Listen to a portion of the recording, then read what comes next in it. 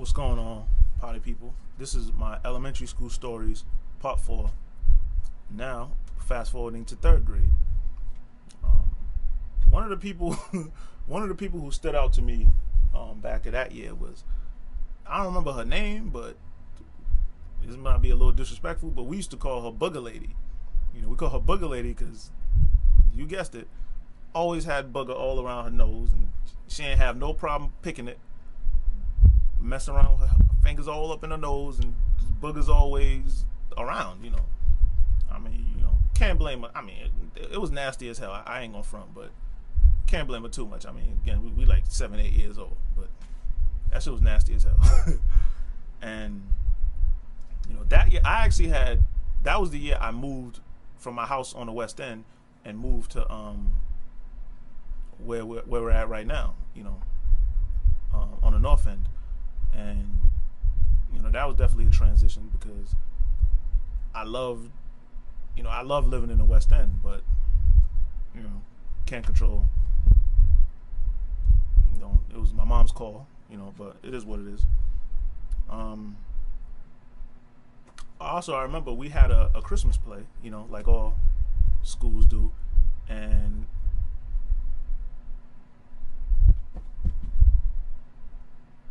so we was obviously doing Jesus in the manger, the whole birth scene. So I played one of the 3 wise men, clearly, but I was whatchamacall, I was I had like the frankincense.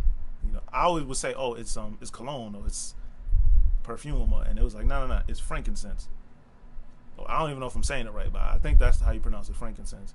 But it was some type of fragrance that thing smelled horrible. They had the real thing. Instead of just giving us a bottle, they actually had the frankincense, and that thing smelled terrible, man. And we had on like the little robe or whatnot, and I don't even remember if I had any lines. I don't even remember who else did what, but I just knew that I was the damn. I think Gloria might have been Mary, so and this is mainly like black and Hispanic kids, or African immigrants, Nigerian, Liberian, all that, some white kids as well, but we in the hood, so ain't really too many white people.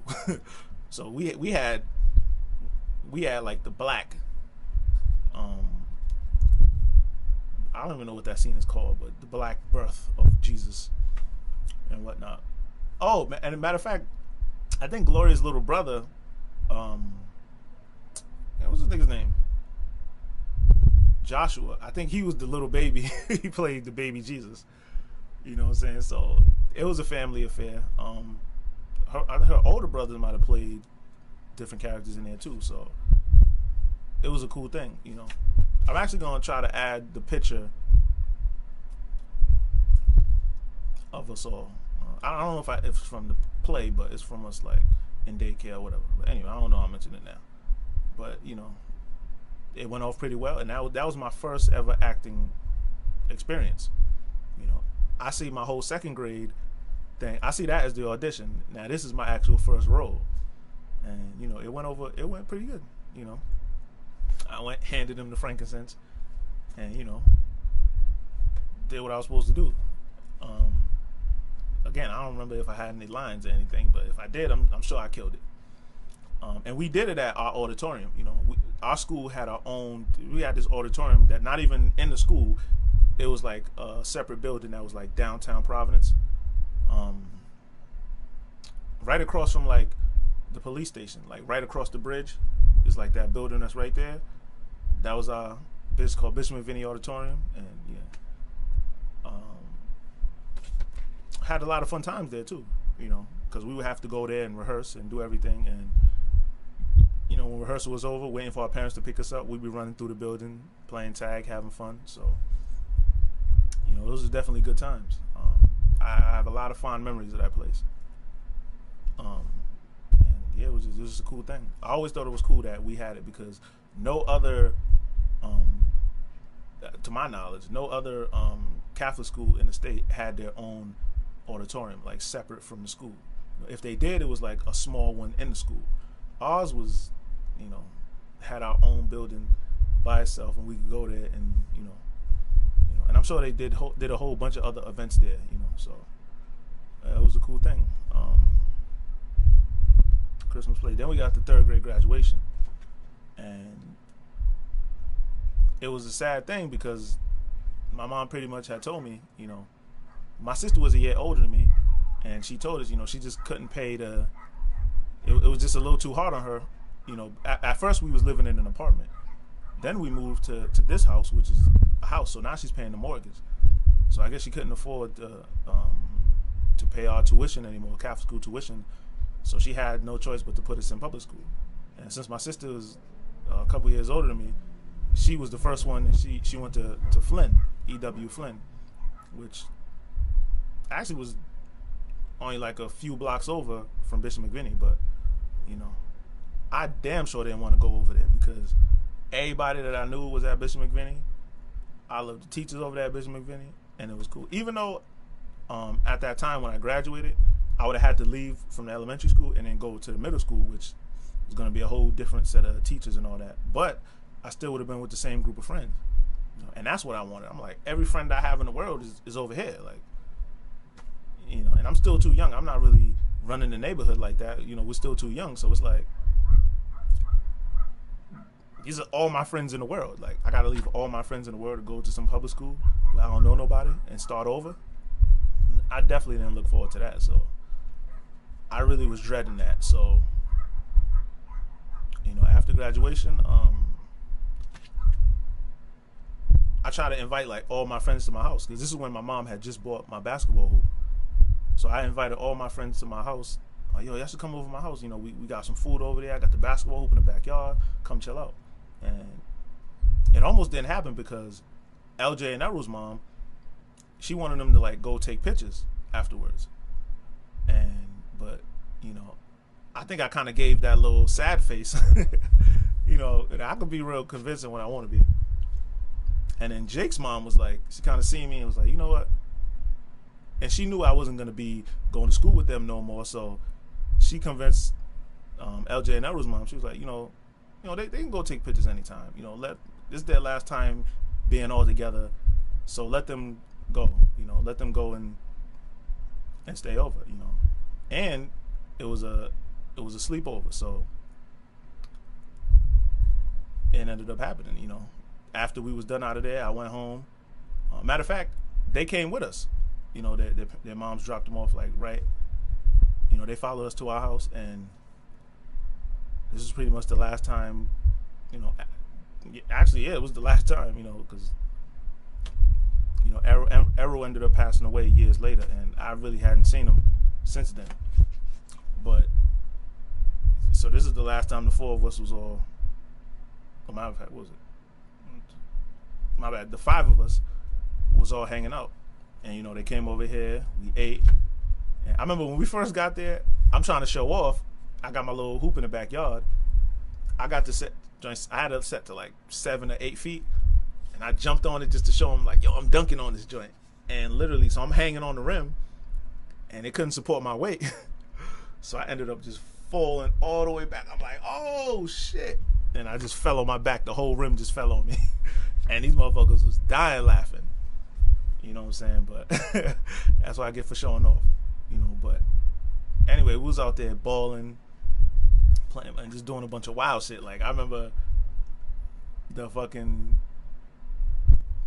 whatchamacallit? The ice cream man came by, and we all mooned him.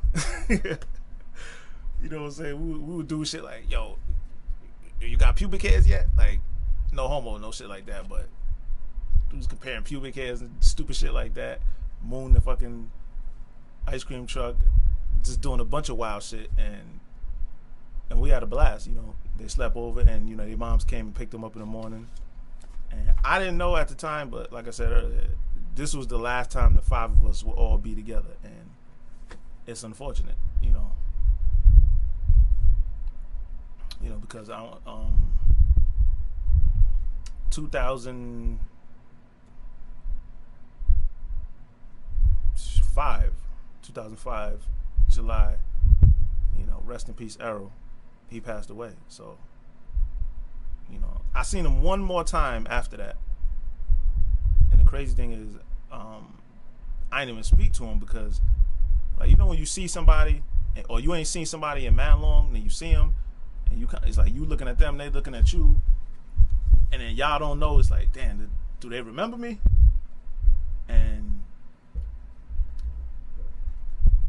But I don't know. Back in them days, I was real. So I didn't say nothing because I'm like, I don't know if the nigga remembers me. So I didn't really say nothing. And then as I went, I'll probably say like a few feet away, I seen LJ, and then he seen me, dap me up immediately.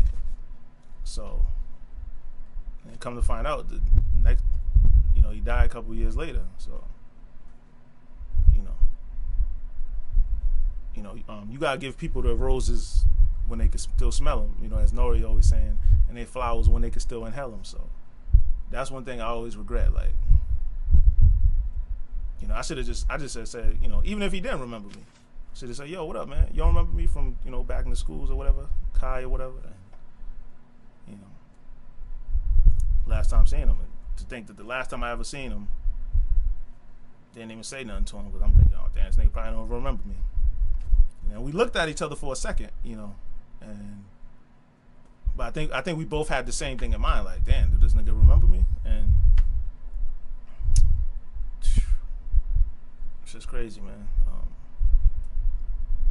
Yeah, but, you know, learn from me, and if you see somebody you know, don't be on no fucking diva shit. Like, say what up, even regardless whether you think they remember you or not, because you never know. You know, life's short. Tomorrow ain't promised, and you never know how that may end up. So, you know, that's one thing I always regret. But, you know, after them days was over, I had to make the transition into public school, and yeah, that's you know, I thought that was the end of my Bishop McVinney days, but, you know, y'all gonna have to check my middle school stories if you want to see what happened after that with Bishop McVinney. But from that point on, I was a public school student at E.W. Flynn, you know. But check out part 5 for the, you know, my elementary school stories, the Flynn years. All right, peace.